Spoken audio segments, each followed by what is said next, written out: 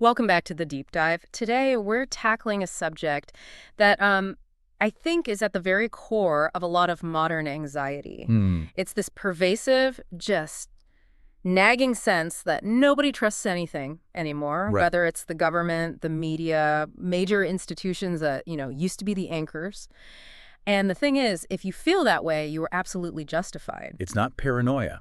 That's the key thing to understand. It's a rational response to what's actually happening. Exactly. And the sources you sent over, they detail precisely why. It's because these sophisticated psychological operations, what we're going to call SCOPs, Or influence campaigns, yeah. they aren't just some theoretical warfare tactic. They're being run against populations, against you every single day. And it's a structured, intentional effort. This isn't random.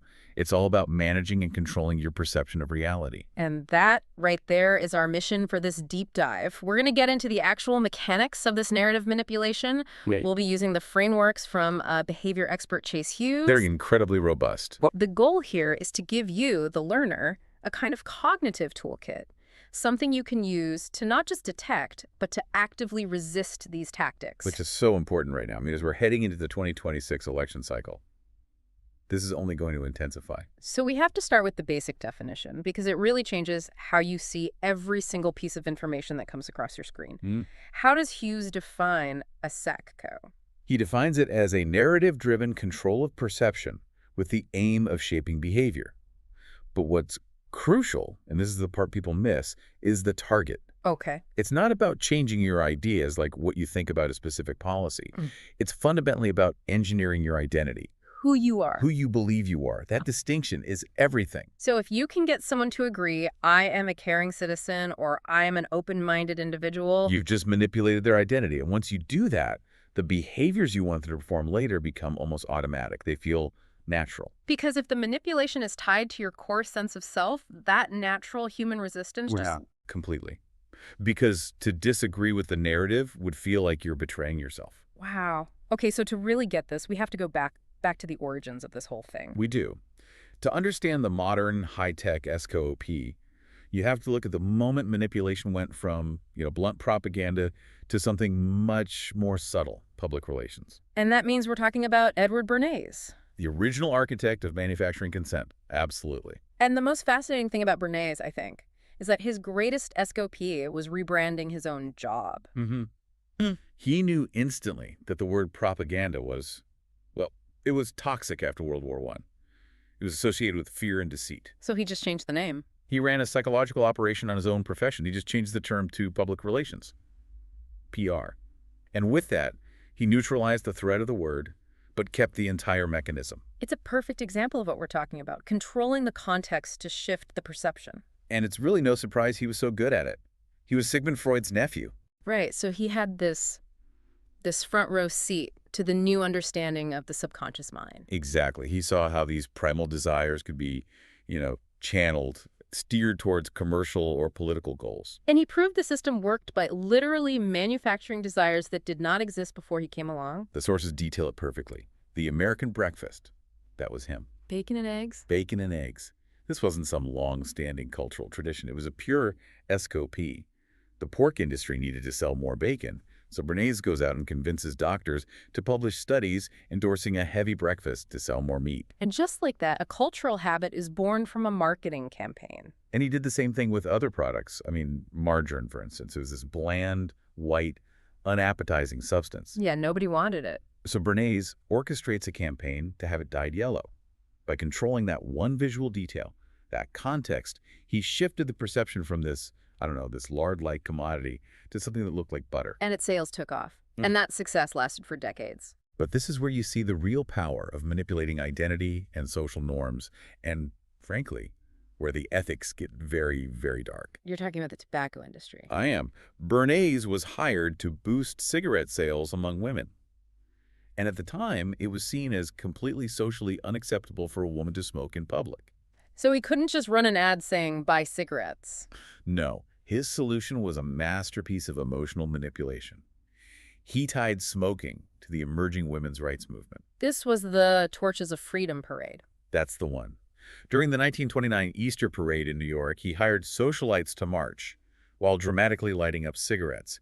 and he explicitly framed them as torches of freedom. So he's not selling a product, he's selling emancipation, rebellion. He's selling an identity. That's the core of a SCOP. He took an undesirable behavior, smoking a toxin, and he associated it with the fundamental human desire for freedom and equality. He created billions in revenue and addicted an entire generation. And on a much bigger scale, he was also the one behind rebranding the Department of War. To the Department of Defense. Which seems like such a small change, but the psychological impact is massive. It's everything. War sounds aggressive. It sounds offensive and costly. Defense, on the other hand, sounds reactive, necessary, protective. It builds a foundation of trust before a single operation is even discussed. Exactly. It establishes unquestioning acceptance for military action just by changing a single word. All of his work, which he wrote about in his book Crystallizing Public Opinion, it laid the systemic groundwork for modern manipulation. It's all about structuring focus and establishing authority. The very same levers we see being pulled today. Every single day. So if Bernays wrote the original blueprint, the people using it today they're operating on a whole other level. A completely different level, yeah. Thanks to decades of neurological and behavioral science. Which brings us to Chase Hughes. Right. Hughes is a really critical figure in this whole field. Can you give a little background on him? Sure. He's a retired U.S. Navy chief, spent over 20 years in military and intelligence operations. His specialty is human behavior analysis, influence, interrogation. So he trains the people who run these high-level operations. He does, which gives him this really unique insight into how they can be detected and, maybe more importantly, how they can be countered. He founded NCI University, which stands for Neuro-Cognitive Intelligence. Okay, let's pause right there because this is important, and the source material showed some confusion. There are two NCI acronyms here. Yes. There is the Narrative Credibility Index, that's the NCI scoring system. It's a specific 20-question objective test designed to spot the patterns of manipulation in any given narrative. A checklist, basically. A very sophisticated checklist, yes. And then there's the broader training system itself, which is also called Neuro-Cognitive Intelligence, or NCI. And the key takeaway for you, the listener, is that these frameworks, they're not designed to judge if something is true or false. That is the crucial distinction. They're designed to detect manipulative intent, the pattern of deception. So a story could be, say, 80% factual. Right. But if it's deliberately structured, using something like the FOG model, fear, obligation, and guilt, and it's overloading you with appeals to authority to bypass your critical thinking, it's going to score really high on that NCI pattern scale. Exactly. And that high score just means the narrative is engineered to control you, regardless of whether the initial facts are true or not. It's about the weaponization of the information. To really get how effective this stuff is, we have to ground ourselves in just how hackable the human brain is. We do. And for that, there's no better proof than the Milgram shock experiment from 1962. The famous or infamous experiment. It's the absolute proof that these patterns work on most of us. The context here is really important. This was right after the Nuremberg trials. And a lot of former Nazis were using the defense that they were just following orders. So the psychologist, Stanley Milgram, wanted to test the limits of obedience. So he sets up this experiment. A volunteer is told to administer what they think are electric shocks to a learner in another room. And that learner is actually an actor.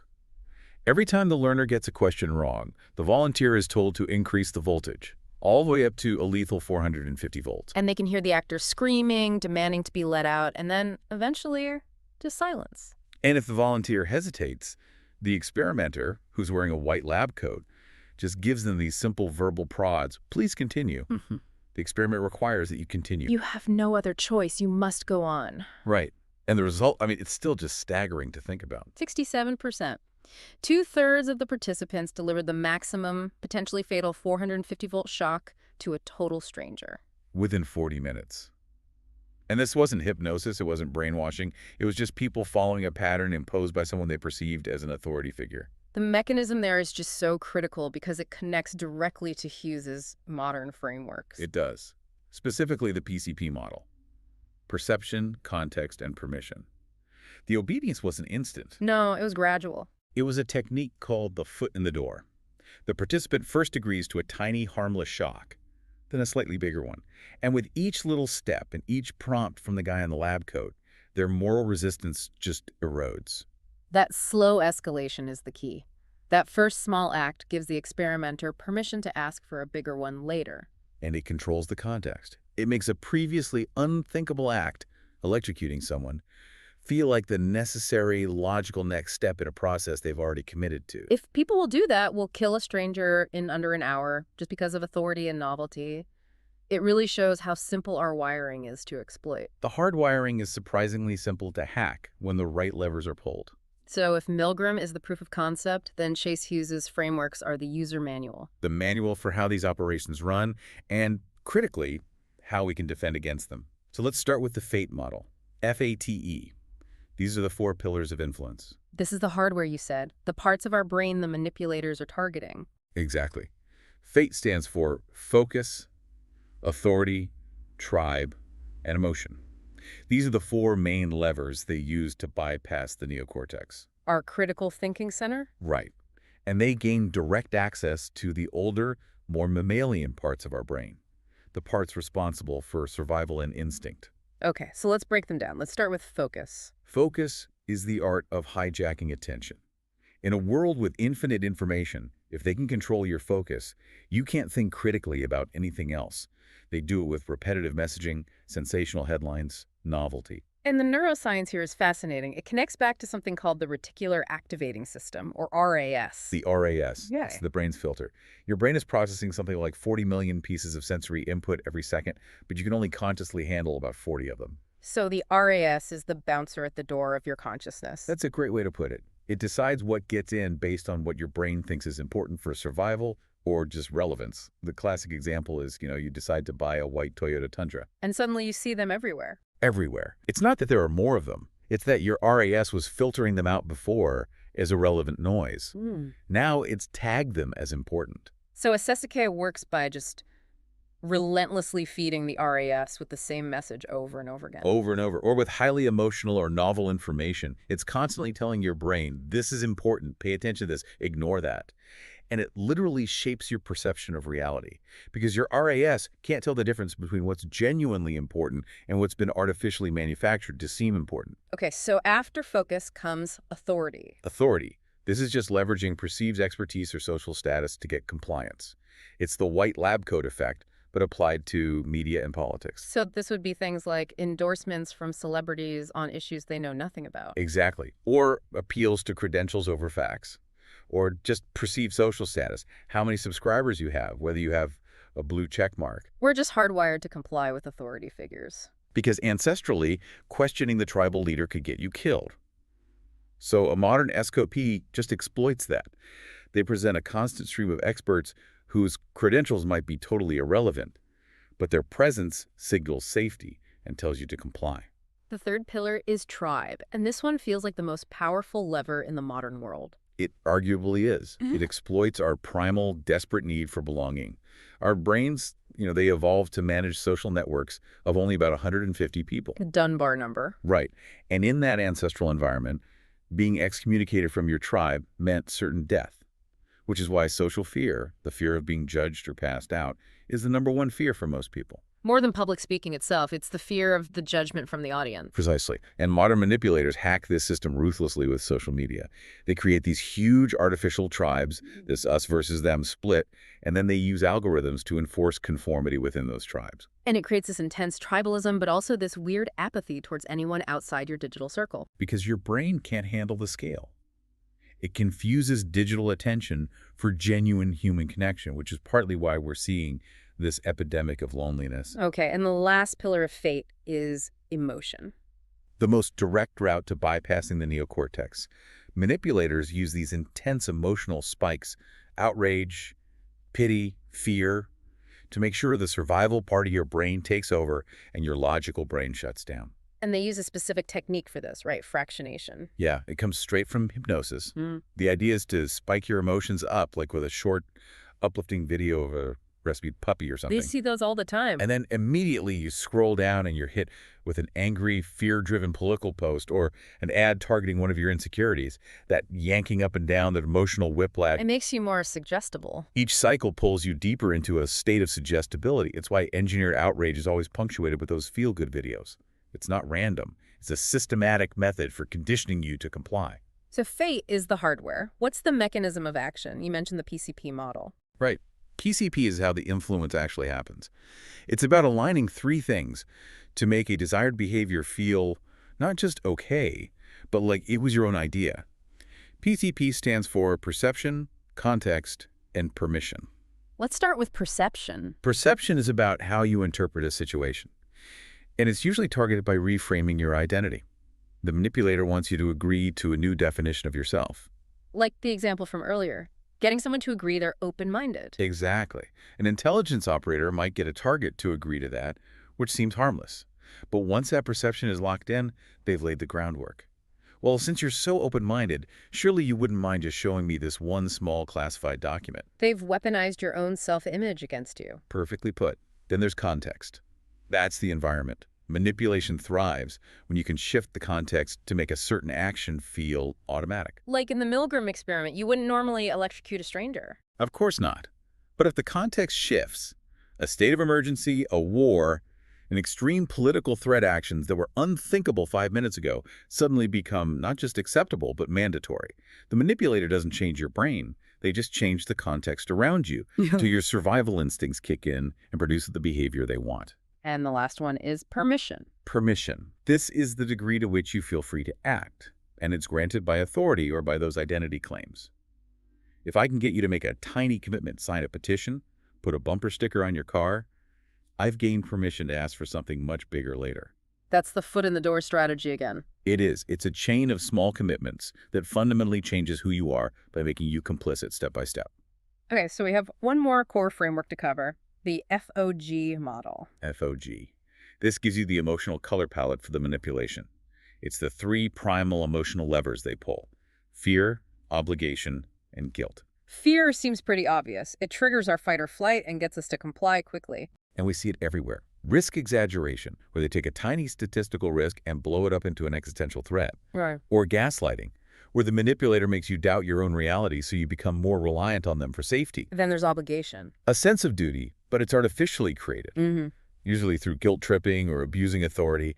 It sounds like if you were a true patriot, or if you really cared about this community, you would do X. It's a manufactured debt. A manufactured debt that you feel compelled to repay. And finally, guilt. That feeling of being responsible for a problem or violating some moral standard. This is all about blame shifting and shaming. They frame themselves as the victim or the defender of purity. And if you don't comply with their narrative, you're branded as selfish, morally corrupt, or even dangerous. FOG is the constant emotional drumbeat they use to keep you in line.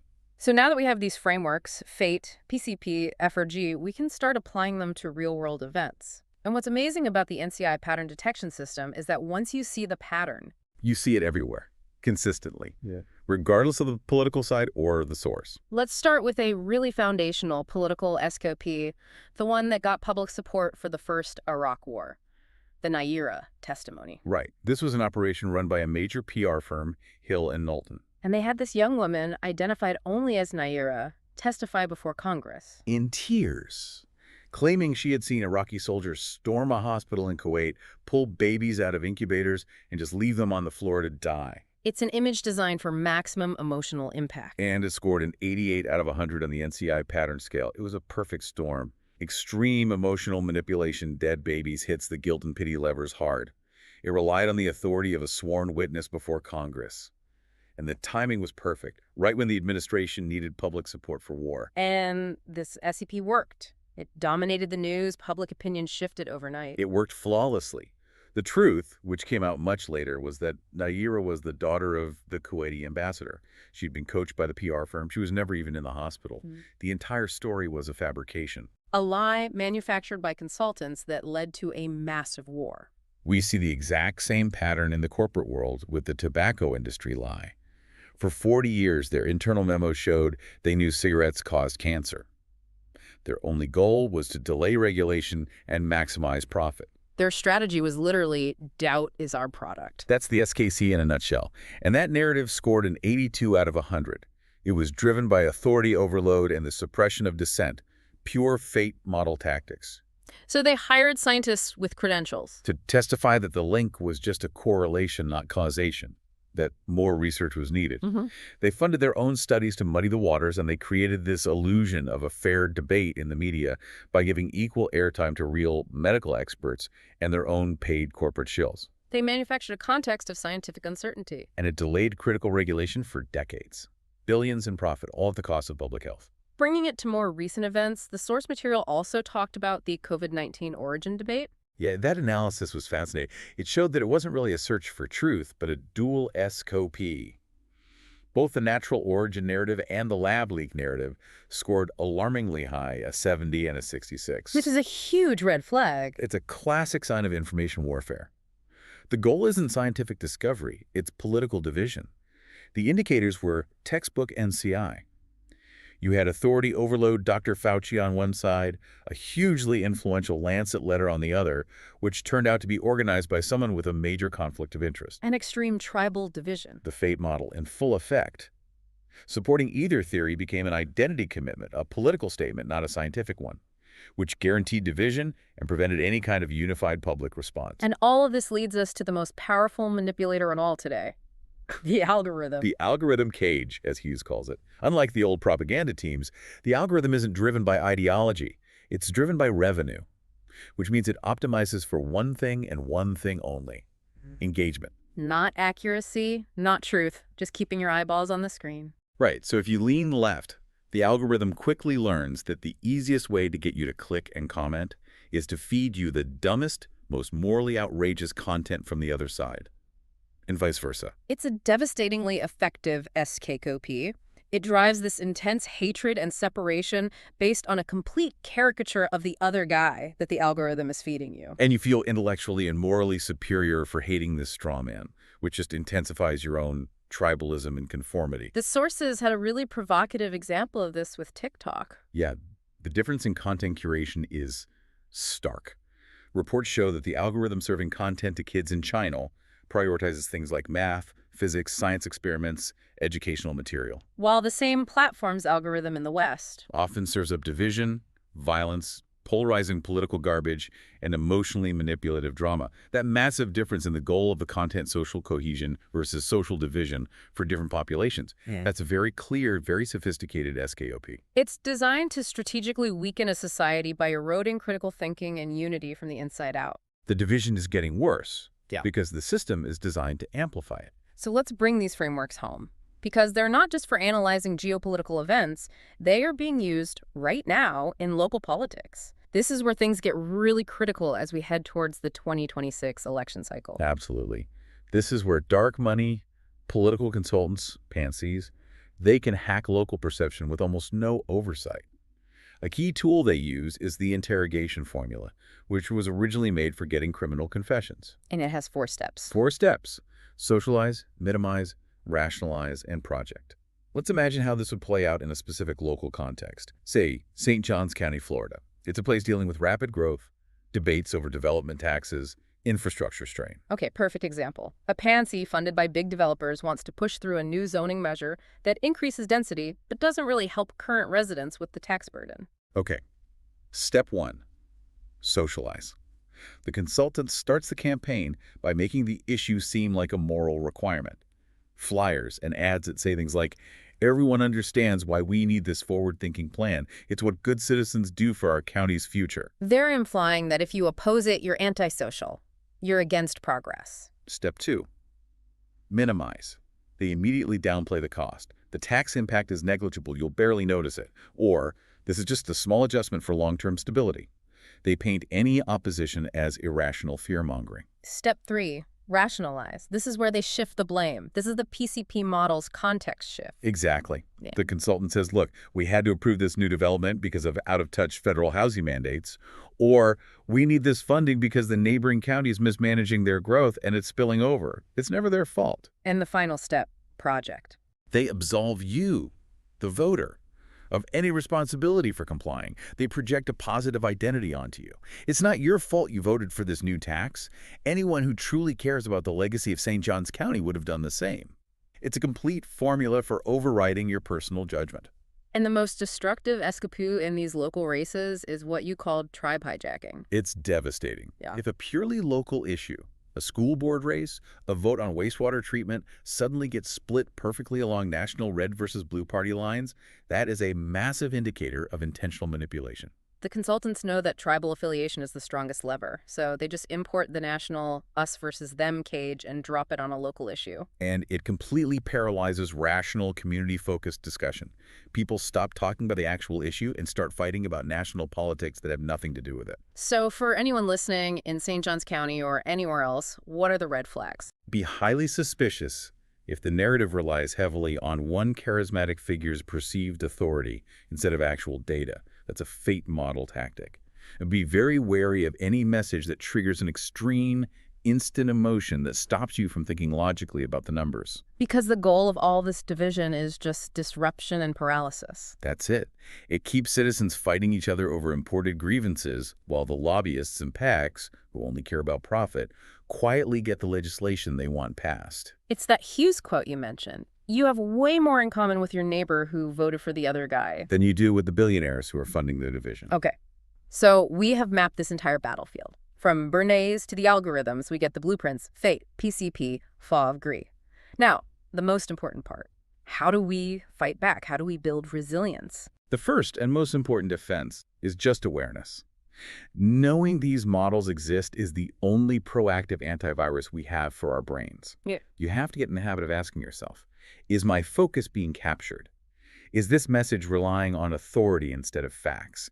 Is my emotion being deliberately triggered? You have to recognize that the emotional, primal part of your brain makes the decision before your logical brain even has a chance to catch up and take credit for it. That time lag is everything. Creating a pause in that moment is the key. So to make that practical, we can use the SIFT method. It was developed by Mike Caulfield. 4 simple, actionable steps. Yes. S is for stop. This is the most important step. Just pause. Note your immediate emotional reaction before you share anything. If a headline makes you feel instant rage or smug or terrified, that is the moment a FOG lever has been pulled on you. Stop. Ask why it's designed to make you feel that way. I is for investigate the source. Look beyond the article. Do a quick search on the publisher. Who funds them? What's their mission? Is this a real news organization or a PAX-funded group pretending to be one? F is for find better coverage. Never, ever rely on a single source for an emotionally charged story. Use lateral reading. Open a few other tabs. See if other reputable, maybe international sources are reporting the same story with the same level of emotional hype. If only one niche source is screaming about it, that's a huge red flag. And T is for trace claims to the original context. Follow links. Read the actual study, the full transcript, the official report. Is that quote cherry-picked? Is that statistic being presented accurately? 9 times out of 10, the original context is far less dramatic than the headline. And beyond CFT, you have to be proactive. You have to break the algorithm cage. Actively diversify your news sources. Go read things from different perspectives. Limit how much news you get from social media feeds. Remember, the algorithm's goal is your engagement, not your education. Go to news sites directly. Or better yet, use an RSS reader to build your own feed. You curate it, not the algorithm. And finally, a big one. Always prioritize original reporting over commentary. Commentary is just someone else's opinion. Look for the raw data, the primary documents, the actual quotes, not the interpretation someone is trying to sell you. We've covered a huge amount of ground today. We've mapped the exact frameworks, fate, PCP, FOG, that are used to shape our behavior every day. And we know these tactics are being amplified by algorithms and dark money, from foreign policy all the way down to our local school boards. Your shield in all of this is awareness. Understanding that SCOPs work by making you feel for reeling. Fear, obligation, and guilt is your greatest defense. And that chilling fact from the Milgram experiment, that 2/3 of people would kill a stranger just because someone in a lab coat told them to, that should be a constant, stark reminder of just how fragile our autonomy really is. So we want to leave you with a final provocative thought, something that builds on all this. Our perception of reality is already highly filtered. The reticular activating system in our brains is already curating what we see based on what it thinks is important. When you combine that with all the things science still doesn't understand, the nature of consciousness, quantum entanglement, reality is already a curated experience. So the final question for you, the resilient citizen, is this. If the simplest methods are the most effective at manipulating our behavior, and our reality is already a highly filtered experience created by our own biology, what foundational assumptions about your own autonomy and your own beliefs do you need to question today? We'd encourage you to try it. Apply the SIFT method to the next 3 news stories you read. Look for the fate model hiding in the headlines. And please remember not to confuse digital attention for genuine human connection. Until the next deep dive, be safe and question everything.